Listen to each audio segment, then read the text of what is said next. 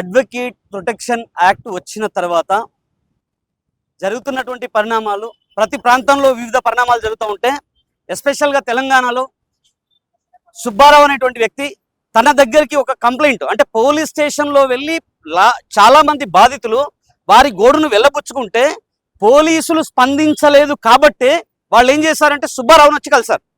అంటే పోలీసులు సరిగ్గా స్పందించి ఉంటే తదుపరి ప్రొసీజర్స్ అన్ని కూడా త్రూ కోర్టు జరిగేటువంటి అవకాశం ఉండేది.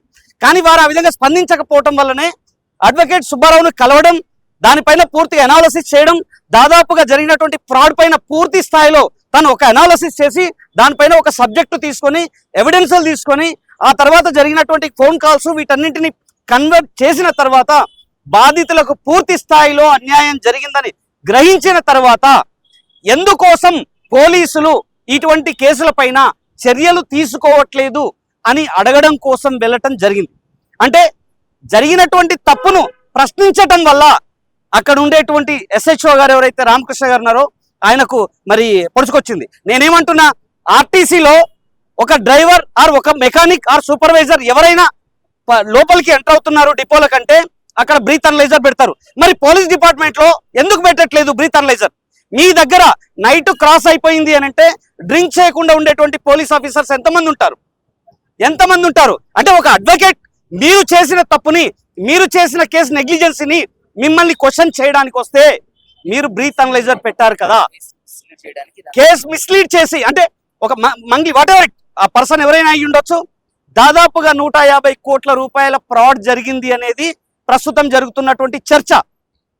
రకరకాల ఆఫర్స్ చేసి పబ్లిక్ ని మభ్యపెట్టి కోట్ల రూపాయలు దండుకున్నటువంటి వ్యక్తులను వెనకేసుకొస్తూ సిపి సజ్జనర్ గారు ఒక ఫోటో ఫోజ్ ఇచ్చారు. ఏదో ఇన్విటేషన్ కు ఇన్వైట్ చేస్తే వచ్చినట్టుగా ఒక ఫోటో ఫోజ్ ఇచ్చేసి చాలా మంచి స్మైల్ ఇస్తున్నారు.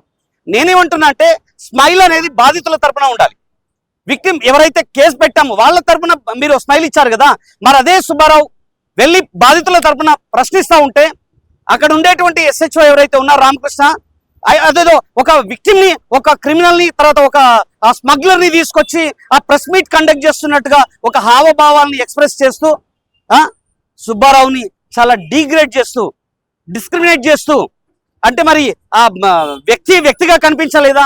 ఏదో ఒక బాధితుడిని తను మాట్లాడుతున్న మీడియాలో మాట్లాడుతున్నప్పుడు చాలా బాధేసింది. ఎందుకంటే ఒంటరిగా వెళ్ళడమే తప్ప అంటే బాధితులకు న్యాయం చేయరు, బాధితుల తరపున ప్రశ్నించడానికి వచ్చినటువంటి అడ్వకేట్ ని కూడా డిగ్రేడ్ చేస్తే ఏ అడ్వకేట్ తెలంగాణ రాష్ట్రంలో పోలీస్ స్టేషన్ కి రావద్దు అనేటువంటి ఒక కాన్సెప్ట్ తో ఆ సిచ్యువేషన్ క్రియేట్ చేసినట్టుగా అక్కడ కనిపిస్తా ఉంది. సో ఇటువంటి వ్యవహారాలకు పాల్పడుతున్నటువంటి ఆ పోలీస్ ఆఫీసర్ పైన ఇమ్మీడియట్ గా యాక్షన్ తీసుకోవాలి, సస్పెన్షన్ చేయాలి. నెంబర్ 1. నెంబర్ 2, ఖచ్చితంగా ప్రతి పోలీస్ స్టేషన్ లో బ్రీత్ అనలైజర్ ఆఫీసర్స్ కి పెట్టాలి. అక్కడ ఉన్నటువంటి పోలీసులకు బ్రీత్ అనలైజర్ పెడితే అప్పుడు ప్రతిరోజు కనీసం రాష్ట్ర వ్యాప్తంగా 100 మంది మినిమం పోలీస్ ఆఫీసర్స్ సస్పెండ్ అయ్యేటువంటి అవకాశం ఉంటుంది. ఎందుకంటే ఆర్టీసీలో అదే జరుగుతూ ఉంటుంది. అదే ప్రొసీజర్ పోలీస్ డిపార్ట్మెంట్ లో కూడా పెట్టాలి అని చెప్పేసి ఈ సందర్భంగా తెలియజేస్తున్నాం. మోరోవర్ అడ్వకేట్ అంటే కోర్ట్ ఆఫీసర్, ఒక కోర్ట్ ఆఫీసర్ ని డిగ్రేడ్ చేసినటువంటి ఎవరైతే పోలీస్ ఆఫీసర్ ఉన్నాడో మరో పోలీస్ స్టేషన్ లో ఇటువంటి పరిణామాలు జరగొద్దు అంటే 100% ఈ పోలీస్ ఆఫీసర్ పైన ఇమ్మీడియట్ గా సస్పెన్షన్ ఆర్డర్ చేసి డిపార్ట్మెంటల్ యాక్షన్ కూడా ఖచ్చితంగా ముందుకెళ్ళాలి. ఇన్ కేసు ఒకవేళ ఆ విధంగా వెళ్ళకపోతే 100% అతని పైన చర్యల కోసం హైకోర్టులో ఏ విధమైనటువంటి పిటిషన్స్ ఫైల్ చేయాలో ఆ విధమైన పిటిషన్స్ ఫైల్ చేసి 100% అతన్ని ఫ్యూచర్ లో ఎక్కడ కూడా ఈ విధమైనటువంటి చర్యలకు పాల్పడకుండా మేము ముందుంటామని చెప్పేసి advocate Hyderabad Telangana bar association తరఫున మేము చెప్తా ఉన్నాం. Thank you. కమిషనర్ స్థాయిలో ఉన్నటువంటి సజ్జనర్ గారు ఆరోపణలు 100 కోట్ల ఆరోపణలు ఎదుర్కొంటున్నటువంటి అపాయింట్మెంట్ ఇచ్చినప్పుడు ఆ 100 కోట్ల బాధితులు ఎవరైతే వాళ్ళకి కనీసం వాళ్ళ కాంటాక్ట్ అంటే బేసిక్ గా సిపి గారు కావచ్చు, డీజీపీ గారు కావచ్చు, లేదా ఇంకేదైనా పోలీస్ ఆఫీసర్ కావచ్చు, ఇన్ఫ్లుయెన్సర్స్ ఎవరైతే ఉంటారో వాళ్ళని చూడగానే వాళ్ళ డ్యూటీస్ ని మర్చిపోతారు. ఎందుకు గతంలో చిరంజీవి గారిని, నాగార్జున గారిని వీళ్ళందరినీ పెట్టి ప్రెస్ మీట్ పెట్టారుగా ఏది రవి విషయంలో. అంటే వాళ్ళకి వాళ్ళు కూడా కామన్ మనుషులే.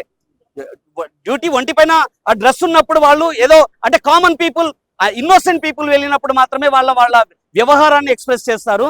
అదే ఒక ఇన్ఫ్లుయెన్సర్స్ ఎవరైతే ఉన్నారో వాళ్ళు కనిపించగానే వాళ్ళ డ్యూటీని మర్చిపోయి వాళ్ళ దగ్గర ఆ విధంగా బిహేవ్ చేస్తూ ఉంటారు. It's a common thing. కానీ మనం ఏం చేయాలి అంటే కామన్ గా సిటిజన్ రైట్ ని మనం క్వశ్చన్ చేస్తున్నాం.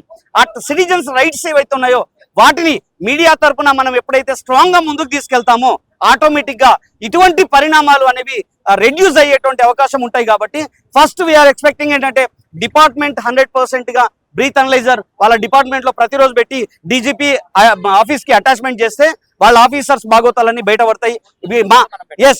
మేము మా కోర్టు దగ్గరకు వచ్చినప్పుడు కూడా బరాబర్ గా ప్రతి పోలీస్ ఆఫీసర్ కి బ్రీత్ అనలైజర్ పెడతాం. రేపటి నుంచి మా అడ్వకేట్స్ బార్ అసోసియేషన్ లో కూడా దీనిపైన ఒక రిప్రజెంటేషన్ ఇస్తాం. ఆటోమేటిక్ గా వాళ్ళ కోసం ప్రత్యేకమైనటువంటి పెట్టించడానికి కూడా మేము ప్రయత్నం చేస్తాం.